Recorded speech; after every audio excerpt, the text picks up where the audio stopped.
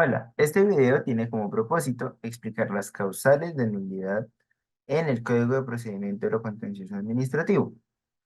Para ello nosotros vamos a exponer de manera detallada todas las partes del artículo. En primer lugar, Santiago Rubio nos hablará sobre la procedencia de la nulidad en los actos administrativos de carácter general y posteriormente los demás integrantes del grupo hablaremos de los casos en los que excepcionalmente en los actos de carácter particular es procedente la nulidad.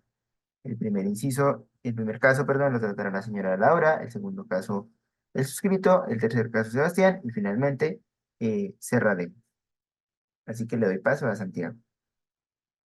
Bien, en esta parte del video vamos a analizar los incisos primero y segundo del artículo 137 del Código de Procedimiento Administrativo y de lo Contencioso Administrativo referentes al medio de control de la nulidad. Aquí podemos ver el texto completo del artículo 137 del CEPACA y aquí vamos a ver que aquí estoy señalando en pantalla cuáles son los artículos que vamos a, perdón, los incisos del artículo que vamos a analizar en esta parte del video.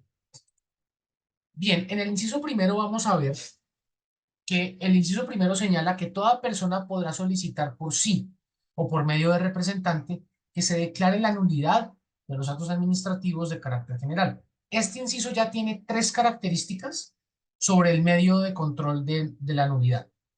El primero son los requisitos acerca del legitimado por activa. Y es que el único requisito que va a tener el legitimado por activa para presentar el medio de control de nulidad ante la jurisdicción contenciosa administrativa es que sea una persona. Es el único requisito que ya expresamente la norma señala, que sea una persona. Además, señala el mismo artículo que no hay ningún problema en que la persona presente este medio de control ante la jurisdicción contenciosa administrativa mediante un representante. La segunda característica de este medio de control es que este es un medio de control que clasifica el doctor Arboleda Perdomo en sus comentarios al CEPACA como un medio de control contencioso objetivo. Y cuando él se refiere a los medios de control contenciosos objetivos, quiere decir que la finalidad de este tipo de medios de control es proteger el orden jurídico general y abstracto, es decir, es proteger todo el orden jurídico. De ahí que este medio de control excluya la presencia de derechos subjetivos, los cuales ya van a ser, digamos, objeto de protección en otro medio de control. Pero aquí, digamos, en el inciso primero lo que vemos nosotros es que este es un medio de control que se encarga de preservar el orden jurídico en su integridad.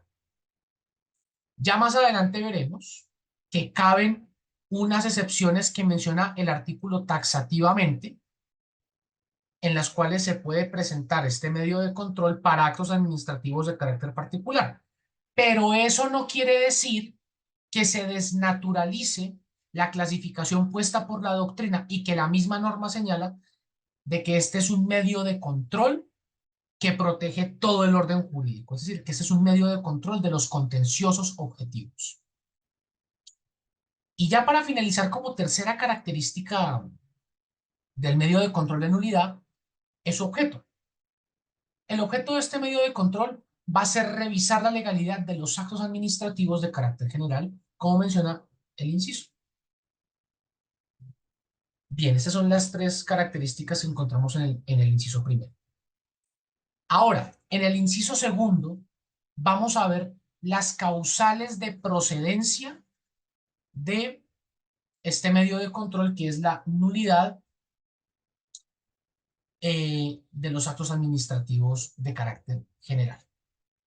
El inciso segundo menciona: procederá cuando hayan sido expedidos con infracción de las normas en que deberían fundarse, o sin competencia, o en forma irregular, o con desconocimiento del derecho de audiencia y defensa, o mediante falsa motivación, o con desviación de las atribuciones propias de quien los profirió.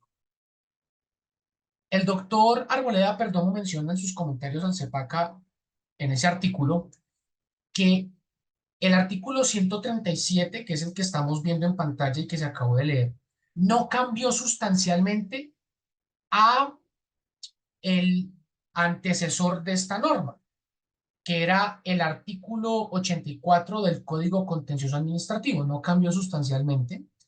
Y lo que presenta son unas causales por las cuales el administrado, el ciudadano, podrá presentar ante la jurisdicción contenciosa administrativa este medio de control. La primera causal es la violación a una norma superior. Y esta causal no cambia respecto al artículo 84 del Código Contencioso Administrativo. Se mantiene esa causal, violación a una norma superior. Es decir, que si el acto administrativo de carácter general viola una norma superior, será susceptible de que se presente, eh, de que se demande ante la jurisdicción contenciosa administrativa mediante este medio de control de nulidad.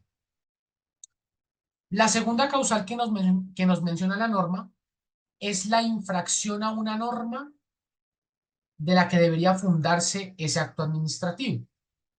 Referente a esta causal, básicamente su definición es que el acto administrativo de carácter general desconoce preceptos que regulan la relación jurídico-sustancial entre el administrado y la administración. Entonces se puede presentar el medio de control de nulidad si el acto administrativo de carácter general lo que hace es infringir una norma en la que debería tener sustento ese acto administrativo. La tercera causal que nos proporciona el inciso segundo es la incompetencia o que no hay competencia. Esto quiere decir que hay un quebranto directo de la norma sustancial que menciona que el acto administrativo debería ser proferido por una entidad, por una dependencia pública o por un servidor público determinado. Pero el acto administrativo fue expedido por otro. Es decir, hay una contravía a la norma de competencia respectiva sobre quién expidió el acto administrativo. Entonces, supongamos que el acto administrativo de carácter general lo debía expedir una entidad y así lo señala la norma, pero termina expidiéndolo otra entidad. Eso es a lo que se refiere esta tercera causal de procedencia del medio de control de nulidad de incompetencia. Como cuarta causal de procedencia tenemos la expedición de forma irregular y desconocimiento del derecho de defensa. Estas causales se refieren a que hubo una violación de las normas que regulan el procedimiento administrativo. Quiere decir que el acto administrativo se expidió de forma irregular, es decir, se violó el procedimiento administrativo o alguna de sus fases, o se desconoció el derecho de audiencia y de defensa, que son fundamentales porque son derechos que tiene el administrado en el procedimiento administrativo. Entonces, si se violaron esos derechos que tiene el administrado directamente, puede acudir al medio de control de la nulidad. Como quinta causal de procedencia de la nulidad encontramos la falsa motivación. ¿Y qué es la falsa motivación? Es simplemente la infracción de la norma que obliga a motivar verazmente las resoluciones. Es decir, un acto administrativo tiene que estar debidamente motivado, es decir, tiene que responder a un por qué o por qué se emite ese acto administrativo. Si la administración no da una respuesta al por qué de ese acto administrativo, directamente lo que está haciendo es que no está justificando esa, esa potestad que tiene de emitir el acto administrativo y por ende lo que está haciendo es violar la norma que obliga a la administración a emitir verazmente las resoluciones, los actos administrativos que debe emitir. allí habría evidentemente una falsa motivación. Y por último tenemos que es también causal de procedencia de este medio de control el desvío de poder. El desvío de poder hace referencia a que se violan las normas que consagran los fines públicos que se traicionan con el acto. Es decir, cuando hablamos de desvío de poder, quiere decir que la entidad administrativa, que el servidor público, que la autoridad administrativa que emite el acto administrativo tiene unas facultades expresas en la ley. Si con el acto administrativo la autoridad que expidió ese acto desborda sus facultades, desborda sus competencias y excede los fines de la norma que le otorga sus facultades, ya directamente estamos hablando de un desvío de poder. ¿Por qué? Porque la autoridad que emitió el acto desbordó las facultades que tenía. Y ahí ya estamos nosotros en la región o en la fase de ya un desvío de poder. Desborda las facultades que la ley le ha conferido a esa autoridad administrativa que emitió el acto. Bien, entonces aquí, en este inciso segundo, para resumir, lo que nosotros tenemos son las causales de procedencia, el medio de control de nulidad. Y de esta manera terminamos la presentación y el análisis tanto del inciso primero como del inciso segundo del artículo 137 del CEPACA, que hace referencia al medio de control de nulidad. De igual forma, el artículo 137 en su inciso número cuarto establece que de forma excepcional podrá pedirse la nulidad de los actos administrativos de contenido particular en los casos que el mismo artículo presenta. Esto gracias a la teoría de móviles y finalidades que ha sido acogida por el Consejo de Estado desde 1961, en la cual también se hace mención en la sentencia 259 de 2015. Con esta teoría, básicamente lo que se hizo fue cambiar la posición de la jurisprudencia y se consideró que la procedencia de las acciones contenciosas administrativas ya no iban a depender de la naturaleza o del contenido del acto impugnado, sino que lo relevante ahora van a ser los móviles y las finalidades que la ley ha determinado para tales acciones. Básicamente lo que se establece con esta teoría es que van a ser determinantes los motivos para identificar la acción y de igual forma las finalidades que la ley ha señalado para dicha acción, ya que estos van a ser elementos que van a servir para identificar la acción jurídicamente y para verificar su procedencia. En sí, los motivos y las finalidades del actor deben estar en consonancia con los motivos y las finalidades que se han establecido para cada una de las acciones. La misma sentencia trae el ejemplo para el caso de la nulidad simple aplicado a la teoría de móviles y finalidades, en donde dice que el móvil va a ser la violación al orden constitucional y legal y la finalidad va a ser controlar la administración exigiéndole la aplicación de la ley. Siendo así, se establece que procede bajo los casos que el mismo artículo trae en mención. Uno de ellos va a ser cuando con la demanda no se persiga o de la sentencia de nulidad que se produjere no se genere el restablecimiento automático de un derecho subjetivo a favor del demandante o de un tercero. Para desarrollar un poco este punto, va a ser importante tener en cuenta dos elementos. Uno va a ser la parte subjetiva y dos va a ser la parte objetiva. Dentro de la parte subjetiva se presenta cuando el demandante persigue el restablecimiento de un derecho subjetivo propio o de un tercero a través de las pretensiones. Y en la parte objetiva o el factor objetivo se ve o se refleja cuando de la sentencia se genera un restablecimiento automático de un derecho subjetivo del demandante o de un tercero.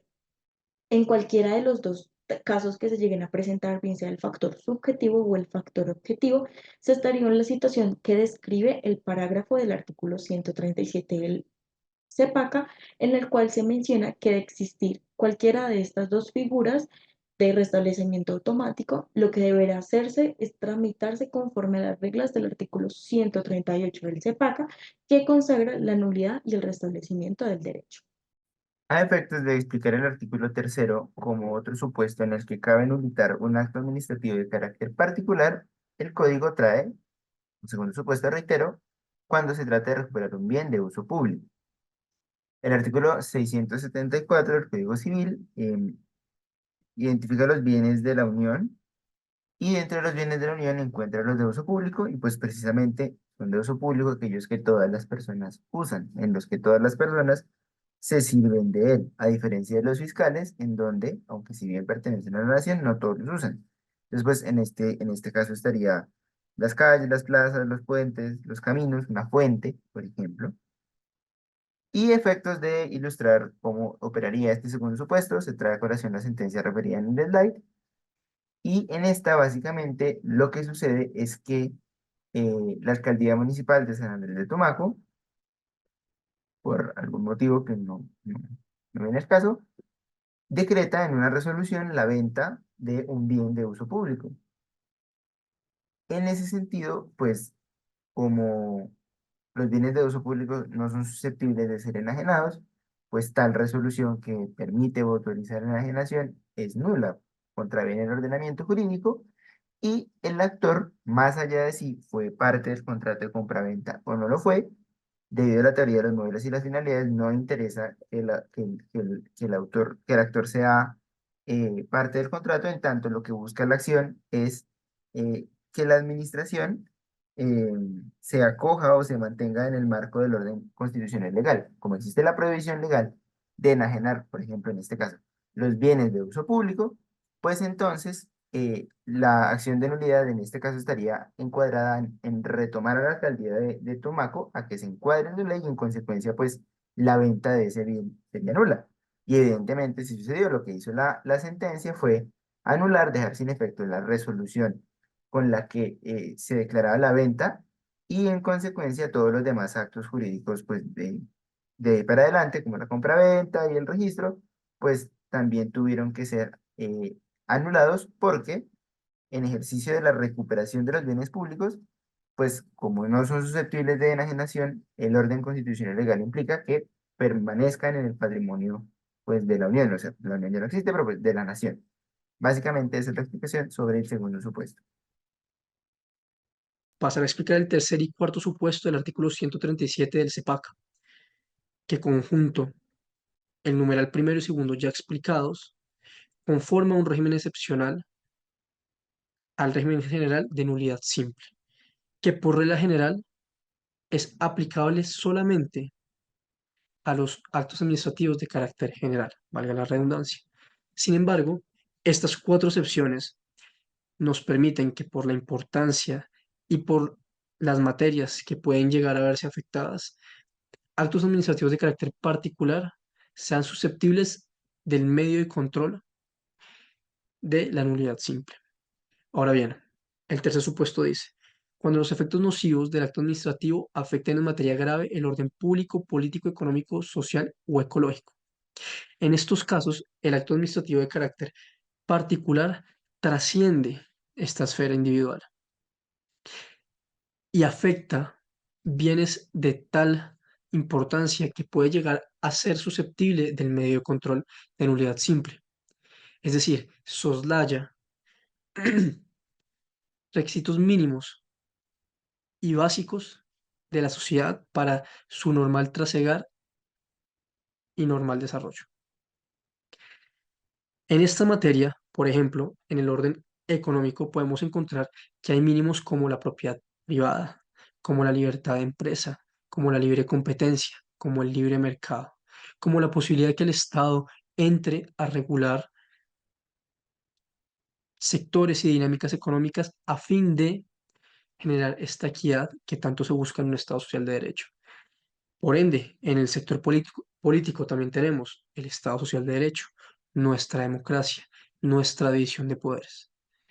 En lo social también tenemos requisitos mínimos que nos permiten el normal desarrollo de la vida en sociedad y en paz. En lo ecológico, la protección de nuestros recursos, la protección de nuestros derechos frente a estos recursos. Y en general, todo esto comporta un orden público que en caso de verse afectado por un acto administrativo de carácter particular, puede llegar a ser susceptible del medio de control de la acción de nulidad simple. Pasaremos al cuarto supuesto.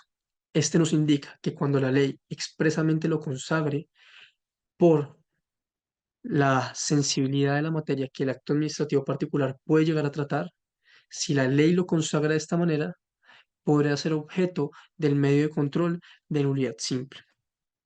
Esta teoría nos permite el estudio de la legalidad de actos administrativos de carácter particular únicamente en los casos previstos en la ley, es decir, en este artículo, y cuando el acto administrativo acusado comporte un especial interés para la comunidad, de tal naturaleza e importancia que vaya aparejado con el afán de legalidad, en especial cuando se encuentre por medio de un interés colectivo o comunitario, de alcance nacional, con una incidencia trascendental en nuestra economía o en alguno de estos sectores previamente explicitados en el numeral tercero,